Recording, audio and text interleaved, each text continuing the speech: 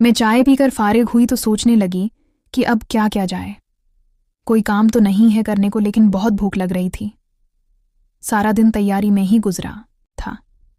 अब सोच रही थी कि हाजी साहब को कॉल करके खाने का पूछूं। इतने में हाजी साहब खुद ही कॉल करके बोले, मेरे रूम में आ जाओ। मैंने नादिर के बताए हुए तरीके के मुताबिक एक रूम लॉक किया और कार्ड अपने बैग में रखा। फिर हाजी साहब के रूम का दरवाज़ा खटखटाया और अंदर चली गई।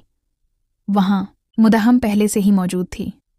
तब हाजी साहब बोले कि अभी हम खाना खाने जा रहे हैं, इसके बाद कल की मीटिंग के बारे में मैं फाइनल डायरेक्शन दूंगा। फिर हम साहब के पीछे चलते हुए एक बड़े हाल में पहुंच गए। हाजी साहब के अंदाज से लग रहा था कि वो पहले भी इस होटल में ठहर चुके हैं। जैसे ही हम हाल में दाखिल हुए तो ऐसा लगा कि हम किसी और ही दुनिया में आ गए हैं। वहाँ मकामी और गैर मकामी मर्द व औरतें घूम रही थीं और कुछ औरतें तो ऐसे लिबास में थीं कि शायद हमारी पाकिस्तान की बहुत सी ख्वातीन भी ऐसे लिबास में शहर में नहीं आती होंगी। यूं समझ लीजिए कि लिबास के नाम पर चंद कपड़े ही पहने हुए थे, जिन्होंने बस उनके जिस्म को थोड़ा सा छिपाया हुआ था। लेकिन वहाँ के माहौल का हिसाब से ये एक आम सी बात थी। खैर, हमने खाना खाया जो जायके में तो बस ठीक था, लेकिन चीज़ काफ़ी ज़्यादा बनी हुई थी। खाना खा के हाजी साहब ने काफ़ी पी लिया। मैंने भी काफ़ी का एक कप लिया। मुदहम ने चाय ली और हम टेबल पर बैठ के बातें करने लगे। हाजी साहब बोले, समीरा कैसा लग रहा है तुम्हारा पहला प्रोजेक्ट वाला सफ़र? मैंने कहा, सिर बहुत ही शानदार। पॉज कहने लगे, गॉड। फिर उधर उधर की बातें काफ़ी ख़त्म करके हम अपने रूम्स में आ गए। हाजी साहब ने कहा कि फ़र्श हो लो तो मैं तुम्हें कॉल करके बुलाता हूँ। 10% के लिए मैंने वक्त कहा और रूम में आ गई। अभी कुछ देर हुई थी कि दरवाज़ा बजाता है। मैंने कहा, आ जाएं, तो वो नादिर था। कहने लगा, महोदिया मदाम, अगर आपको अपना कोई कपड़ा प्रीस करवाना है तो दे दें। मैंने अपना कुल पहने वाला कपड़ा दे दिया। वो ले गया। फिर मैंने अपना नाइट ड्रेस पहना जो कि ट्राउज़र और एक खले कॉलर वाली शर्ट थी, क्योंकि अब मैं हाजी साहब के साथ शर्म नहीं करती थी। फिर हाजी साहब की कॉल आ गई तो मैं फ़ाइल लेकर उनके कमरे में पहुंच गई। महोदिया अभी नहीं आई थी। मुझे देखकर हाजी साहब बोले, वाह क्या कमाल लग रही हो यार, और उठकर मेरे पास आने लगे। कितने में दरवाज़ा भेजा तो वो हम अलग हो गए, और हाँ कहा तो दरवाज़ा खुला और महोदिया अंदर आ गई। फिर हमने कल की मीटिंग के बारे में बात शुरू की तो रात के 2 बजे हो गए, पता ही नहीं चला। काफ़ी देर हो गई थी। हमने काम किया और अपने कमरे में आ गए। फिर कब नींद की गोद में जा पहुंचा पता ही नहीं चला। सुबहुल आरम बजा। मैं उठा और फर्श पर गया। हाजी साहब को कॉल की, गुड मॉर्निंग कहा और पूछा कि कब उठे, तो उन्होंने कहा, मैं तो नमाज के वक्त ही उठ जाता हूँ। फिर पूछा कि नाश्ता नीचे करना है या रूम में मंगवा लें।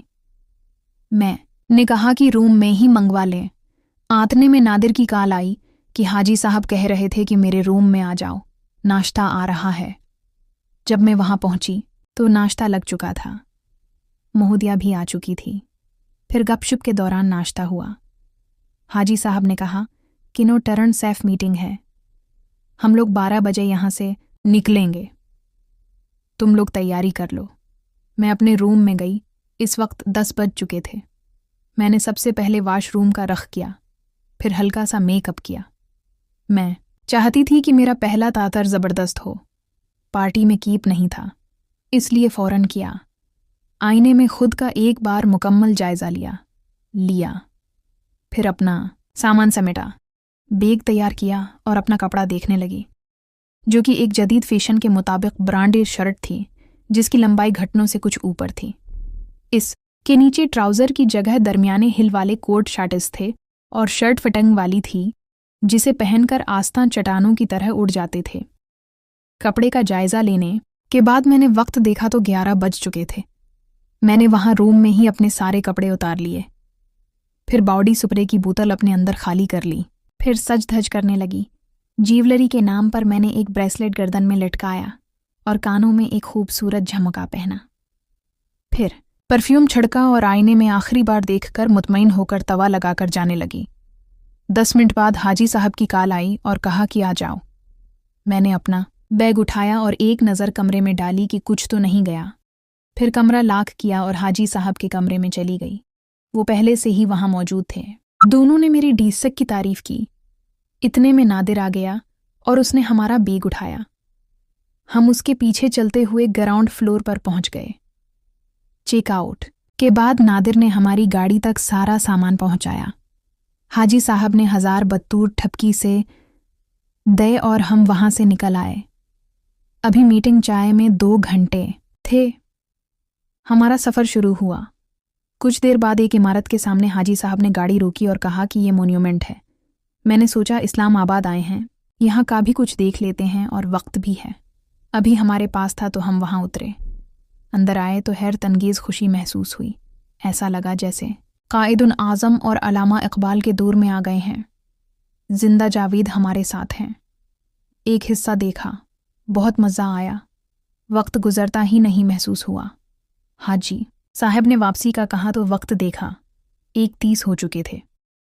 پھر ہم اپنی گاڑی میں بیٹھ کر تقریباً 20 منٹ کی ڈرائیو کے بعد مطلوبہ پتے پر پہنچ گئے، جو کہ ایک بہت خوبصورت علاقہ تھا اور وہاں ایک شاندار بنگلہ تھا۔